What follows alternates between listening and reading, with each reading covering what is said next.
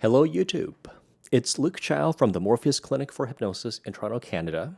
And on this day, we have 2,000 subscribers here on our YouTube channel. And I've decided to make this free session as a kind of a thank you to those who are watching. If you aren't yet subscribed, just hit the subscribe button, and each milestone I'll release some more content like this. In each of these free sessions, I hope to deliver messages that are universally beneficial or universally applicable to anyone who might be listening. And there's a metaphor I use with many of my clients, which is that emotions are like the weather. They'll come, they'll peak, they'll decline, but none is permanent. And it's kind of a metaphorical retelling of that phrase, "This too shall pass." And the backstory, I don't know how true this is, but the backstory behind the phrase, "this too shall pass," is that a long time ago, a Persian monarch commissioned or asked his advisors to come up with a universally applicable phrase for all situations, good and bad. And they came back with this phrase, "this too shall pass." If you've never done hypnosis before, the important things to know are that you need privacy. You might want to consider using headphones or good speakers if you're using a laptop or a cell phone. And you also want to remain undisturbed. Physically, you want to be well supported so that you can go limp if you had to. That means a chair like the one I'm in right now isn't ideal, but the chair like the one that's behind me would be. Without further ado, whenever you're ready, just close your eyes. Lean back, get as comfortable as you can, and take a really deep breath in. That's right. With every breath you breathe, you're feeling something that continues and that affirms your aliveness. Each breath will come, and then it'll go, and then be forgotten. And with every breath, you're feeling something that's very palpable, something that's very real. In every breath, as you feel your own aliveness, perhaps with it, you're feeling an increasing sense that this aliveness comes with the entitlement to comfort. This is the good kind of entitlement that everybody has. You can breathe as much as you like, as deeply as you'd like, without taking a single thing from anyone else. So go ahead and breathe deeply. Breathe freely. That's right. And fulfill this need for more oxygen and air with which to think, or later to act or to speak. And then I'll have you bring your attention up to your eyelids and let your eyelids become soft enough and relaxed enough and loose enough that they just don't work. Whenever you feel comfortable and confident that they don't work, give them a test if you like, and then send that softness in a big wave of relaxation and comfort down to the bottoms of your feet. That's right. And from head to toe, you can enjoy this kind of self-generated comfort, this self-generated softness. Giving yourself credit is to credit the right person. From here, I can just talk. But the one who's directly causing the comfort you're beginning to feel is you. Then bring your attention up to your eyelids again. Make sure they're soft and loose and comfortable. You can test them if you like, but you don't have to. And either way, send that softness in a huge wave down to the bottoms of your feet. That's right. And from head to toe, again, you can enjoy perhaps an even deeper comfort, knowing that you're the one to be causing it. Then again, bring your attention to your eyelids. Make sure they're so soft they don't work. Either way, Send that softness all of the way down to the bottoms of your feet. And from head to toe, you're causing, again, a deeper comfort and a greater softness. More and more in your inner world, perhaps you'll nurture the kinds of thoughts that cause comfort, that cause a sense of stability and security and what we might call fundamental okayness. It's the same okayness that's in all life that you might imagine is in a tree or a cat or a wild bird. Well, we human beings also come from nature. We also have the same fundamental okayness within our human nature. And every breath is affirming it. From head to toe, you can feel this comfort that you're causing just by holding on to some good ideas worth keeping at the forefront of your head and heart. Then imagine perhaps that the cushioning you're on has been transported into a gigantic, plush elevator. You'll hear me count the floors down, and with every floor, your body and mind will go deeper than this. 20. Then you're going deeper. 19. Feeling good. 18. Zooming down. 17. Deeper and deeper. 16. All the way down. 15. Deeper and deeper. 14. All the way down. 13.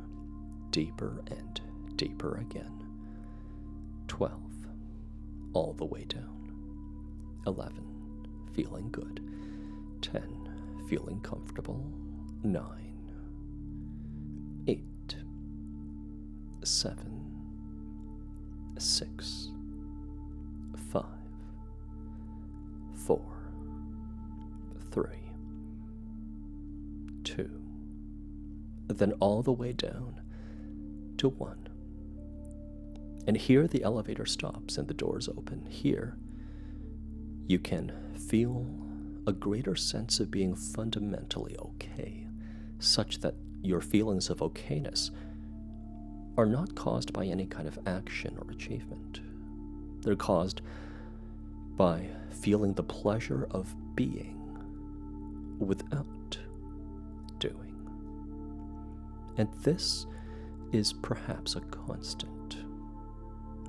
When you first came into this world, all those around you recognized you're fundamentally lovable and you're fundamentally worthy, and that your worthiness and lovability are independent of whether you're smiling or crying, whether you've eaten your meal completely or not. And I would suggest that adult human beings also are entitled in a good way to feeling fundamentally okay, independently of any outside circumstances. So the pleasure of being without doing is one you don't have to earn, and you don't always need someone like me to guide you into. It's something that you can turn inwardly and feel regardless of circumstances. So perhaps you can become very, very comfortable with this sense of being without doing. This sense of being fundamentally worthy and fundamentally lovable and fundamentally okay. Just like perhaps you're getting comfortable with the rhythm of your breathing, which is another constant that comes with being alive. And perhaps less palpably, you might be able to feel or at least imagine your heartbeat as another constant. Now, these are some constants in life. They come with being alive. They come with being human. And they're not going away. More and more, perhaps, you'll recognize constants in your life, like your breathing and your heartbeat and your humanity and your fundamental okayness, as kind of like lifelines through all the seasons, through the good times and the bad. It's true that throughout each day and throughout each year, there are many feelings, there are many emotions that will come, peak, decline, fade, then be forgotten and replaced with other feelings that will come and peak and decline, fade, and be forgotten. This is how you don't remember what you were most stressed about this day last week, or what most upset you this day last month. Emotions are like the weather. After they pass, they're very forgettable.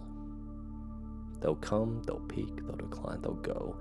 They'll follow that cycle every time, and they'll always be replaced with other emotions and other feelings. You can trust this will be true for the rest of your life. But there are those constants that stay true through thick and thin, through the good times and the bad, that you can depend upon, that you can rely on, that you can lean on.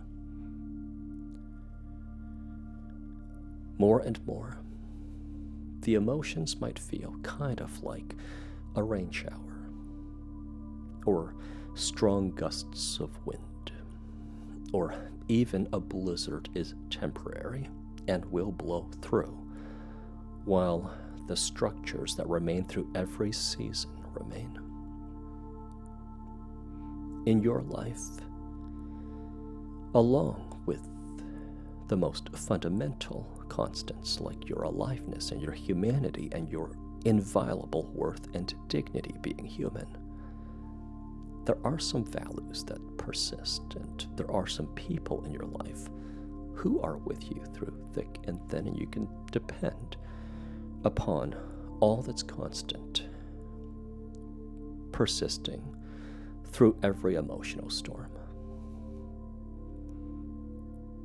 For the rest of your life, you will survive every storm. For the rest of your life, you'll get through even the most tumultuous storms, which will come and peak and decline and go, while your humanity remains constant, while your aliveness persists. More and more, perhaps you will not take the constants for granted. Perhaps you will not overvalue that which is ephemeral. Perhaps you will recognize all the stable constants in your life as lifelines, as the stable bedrock of your life, so that no matter what storm is blowing through, no matter what circumstances around you or outside of you might be present, you still feel that you'll get through the current times, that this too shall pass, and you'll have a tomorrow, and you'll have a next week, and you'll have a next month, and you'll have a next year. Through all the storms in your life, this has been your history. The storms would come and peak and decline and go. Your aliveness continued, and your humanity continued, and your intrinsic worth and dignity, whether you or anyone recognized it, persisted. Perhaps you can and will depend upon that which is dependable, and perhaps you'll care much less about that which is ephemeral. Just like you can depend upon your home still being there, still standing, even during the most torrential downpour, even during the coldest or hottest of days. There is no such thing as a winter that doesn't turn into spring. There's no such thing as a night that lasts forever. And there's no such thing as an emotion or a feeling that lasts forever either. It will always come and peak and decline and go and be replaced with another emotion, good or bad. And perhaps when you think of the phrase, "This too shall pass," it reminds you that emotions are like the weather. While there are some constants, and as long as you can take a breath, you have your aliveness and you have your humanity and you have all the intrinsic worth and dignity and other entitlements that come with being alive. Now, this doesn't place you above other human beings, but it also raises you to be on the same level as every neighbor and every friend and every colleague and even strangers you pass on the street, to recognize that you have the same worth and dignity that are inviolable. But feelings will come, and they'll peak and they'll decline and they'll go. Emotions are like the weather. Whatever stressor you might be facing, or whatever stressor you might possibly face in the future, it too will pass. It too will be temporary. But you can very safely predict that for the rest of your life, whether it's years or decades, the constants will be there. And the constants will see you through every storm you go through. More and more, perhaps, you'll be among those to appreciate your aliveness, to appreciate your humanity, and to appreciate that they are still there even during the harshest of storms, and they will outlast every storm. Then perhaps you can imagine how your outlook on the rest of the day and the rest of the week and beyond has changed, where, of course, sometimes life gives you sunshine, and other times life gives you a thunderstorm, and those two will pass. And when you forecast your future, you can see that your humanity and your aliveness and everything that comes with those two things will persist, no matter the weather. So you don't have to predict exactly the emotional weather in a day or a week, because you know you'll be fundamentally okay, and you'll survive every emotional storm that you might experience. Then bring that vision of your future back to the present. Let both past and future support who you are each passing day, because whether you look back to the past or forward to the future, you can see that the storms are actually rather forgettable. But the constants persist.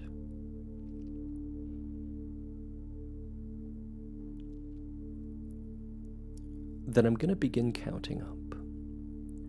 As I count, begin to bring your attention back to the world around you.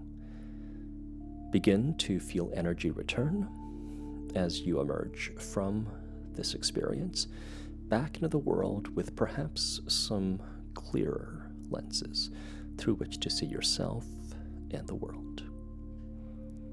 1. Become aware perhaps of where your hands and feet are resting. Become aware of perhaps the music, maybe other sounds. 2. Notice maybe some light through your closed eyelids or the temperature of the air on your skin. Become aware perhaps of where you are, what you have planned afterward. 3. You are emerging, feeling perhaps more refreshed, perhaps more stable. You are emerging with perhaps a clear outlook at what's going to be there tomorrow and next week and beyond, and perhaps also with less regard as to the unpredictable and the temporary. 4. Then feel a huge wave of energy start from the bottoms of your feet and go all the way up to the top of your head, making you feel energized, making you feel refreshed, making you feel wonderful in every way, knowing that you have a new outlook and you're ready to be in this world with perhaps more security and confidence, knowing that you're going to be all right. And 5. In the time you need to embrace these perspectives and be fully back in the room, then open your eyes to return fully back to the room that you're in. And welcome back. Again, it's Luke Chow from the Morpheus Clinic for Hypnosis in Toronto, Canada. If you enjoyed the session, please like and subscribe, comment if you have any comments. And if you are in a position to do private sessions, either online or in my office, you can contact the Morpheus Clinic for Hypnosis at the link in the description below. Thank you.